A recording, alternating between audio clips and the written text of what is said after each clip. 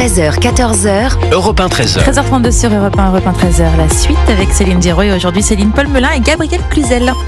Et je vous parle maintenant de cette proposition de loi historique qui va donc être débattue cet après-midi au Sénat. Sortir la France du piège du narcotrafic. Voilà l'intitulé du texte.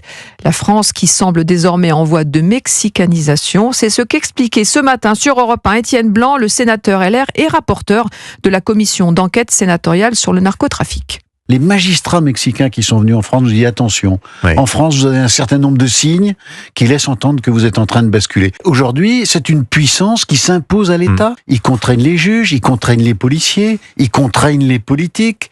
Au-delà de ça, il y a toute une série de stratagèmes qui sont déloyaux. Il faut lutter contre ça. Alors, il y a deux méthodes. La première méthode, c'est de dire, quand vous avez utilisé des stratagèmes, il y a une nullité qui est encourue, mais comme c'est un stratagème, elle ne sera pas prononcée. Et puis, il y a une deuxième méthode qui consiste à mettre des règles beaucoup plus claires. Et la demande de mise en liberté, elle doit être déposée auprès d'un magistrat bien identifié. Faire en sorte que tous ces stratagèmes ne puissent pas aboutir à une nullité. Voilà, éviter la nullité, entrer dans le système. Voilà, l'éclairage d'Étienne Blanc, sénateur LR, qui est vraiment intéressant. Paul Melun. Oui, très intéressant. A priori, c'est une loi transpartisane, je le disais. Elle devrait être adoptée vraiment normalement au Sénat et c'est désormais une urgence. Bah oui, en fait, c'est un sujet, la lutte contre le narcotrafic, qui est tellement consensuel au sein de la société française qu'on comprendrait pas que dans nos assemblées, ça le soit pas tout autant. Et il se trouve aussi que le fait que la France soit en bonne voie, malheureusement, pour devenir un narco-État un jour si on ne fait rien. Le terme de mexicanisation, il avait déjà été employé, souvenez-vous, l'an dernier, avec et il avait fait bondir Éric Dupond-Moretti, qui par ailleurs avait châtier les magistrats qui étaient les lanceurs d'alerte au lieu d'aller les écouter. Il aurait dû les recevoir au contraire et leur dire très bien, expliquez-moi en quoi. Mais bon, bref, il est plus là pour se défendre. En tout cas, on a l'air d'avancer sur le sujet. En tout cas, il est urgent d'avancer. Je pense qu'au stade auquel nous parlons aujourd'hui, la France n'est pas un narco-État. Un narco-État, c'est par exemple quand dans certains pays d'Amérique latine, vous avez toute une ville où vous avez le magistrat, le maire, les élus et les cartels. C'est un seul et même groupe quasiment, et tout le monde est corrompu. On n'en est pas là en France. Je ne crois pas qu'il y ait une commune comme ça en France à citer, mais nous en prenons la voie dangereusement et nous craignons un phénomène qui serait dramatique, c'est-à-dire une jonction entre l'islamisme, entre l'islam politique et le narcotrafic.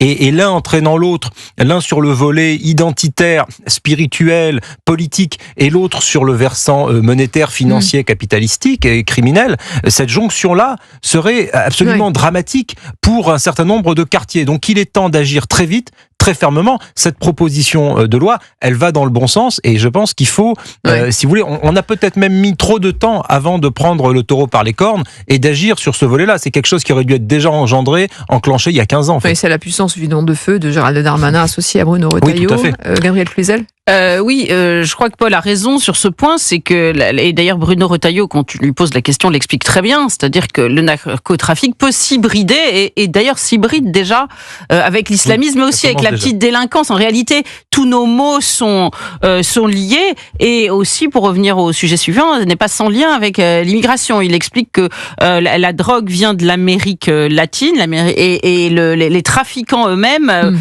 viennent souvent du Maghreb ou d'Afrique du Nord.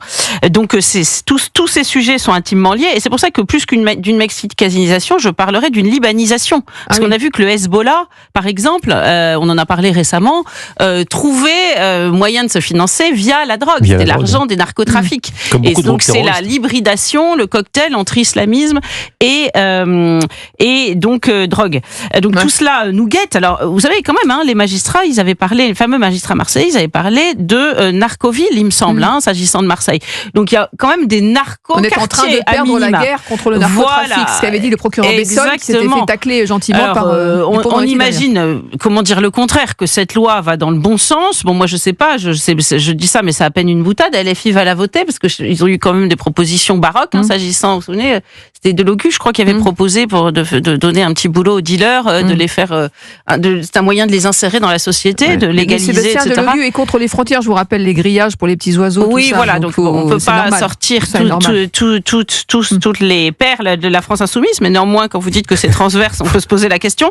La question est de savoir si est-ce qu'elle sera suffisante, nécessaire, oui, mais suffisante, parce que est-ce que c'est pas vider l'océan à la petite cuillère? On a l'impression que dans ce pays, il faut remettre tout à plat. Donc, ne critiquons pas, ça va dans le bon sens, mais est-ce que cela va assez dans le bon sens? Est-ce que ce sera suffisant? C'est la vraie question. Et c'est 200 000 personnes, ce fléau, le narcotrafic. Ça pèse 3,5 milliards d'euros en France, 24 morts en 2024 à Marseille, notamment autour des règlements de compte.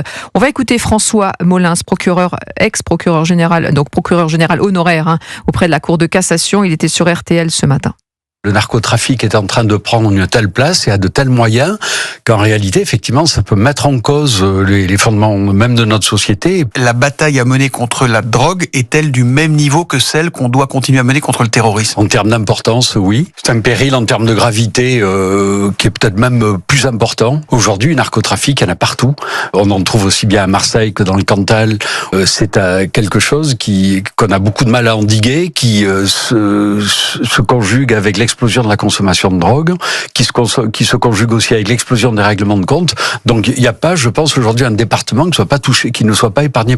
Voilà, François Molins, ex-procureur de la République, et il précise, il y a eu 80 enquêtes ouvertes en matière de terrorisme l'an dernier, il y en a eu des milliers en matière de criminalité organisée. Mais il a parfaitement raison sur ce fléau et sur aussi sa diffusion absolument partout en France, y compris quand vous parlez avec des forces de l'ordre ou des élus locaux, dans des petites communes dans lesquelles ça aurait paru incroyable, invraisemblable, il y a 30 ans, qu'il puisse y avoir des points de deal, des règlements de compte, parfois même des meurtres ou des agressions qui finissent par vraiment tourner très très mal. Donc cette diffusion-là, elle est partout. Il a raison aussi, François Molins, d'évoquer le sujet des consommateurs. Moi, je pense que on doit aussi s'interroger sur le rapport à la drogue, y compris dans la société française, mais là, par-delà les trafiquants. Il envoie aussi la balle sur la création du parquet dédié au narcotrafic, comme ça se fait pour le terrorisme, qui fonctionne très bien. Un parquet national antiterroriste. Voilà, donc ça, ce serait vraiment une véritable avancée. C'est ce que réclame tout. Mais bien sûr, et que ce parquet puisse avoir les moyens aussi d'agir. C'est-à-dire que si vous créez le parquet dédié, mais que derrière vous n'avez pas des places de prison qui sont fléchées pour les plus dangereux, qu'il n'y a pas des possibilités de déchéance de nationalité pour des binationaux qui sont dans ce trafic de drogue, des possibilités d'expulsion pour ceux qui sont étrangers, etc., vous allez créer un colosse au pied d'argile. Donc il faut véritablement que ce parquet, bien sûr qu'il existe, moi je suis tout à fait favorable à une juridiction spéciale pour le trafic de drogue, mais par contre derrière il faut qu'il puisse y avoir des peines encourues très sévères. Et sur le sujet des consommateurs aussi, au-delà de l'aspect sanction des consommateurs, qui est peut-être pas la meilleure des solutions, en tout cas la réflexion de politique publique, de prévention, de santé, et le questionnement sur pourquoi est-ce que les gens vont aller se droguer davantage, pourquoi chez les jeunes le cannabis a autant de succès entre guillemets. Toutes ces questions-là, on doit aussi se les poser avec le ministère de la Santé, c'est pas qu'une question Beauvau et la place Vendôme.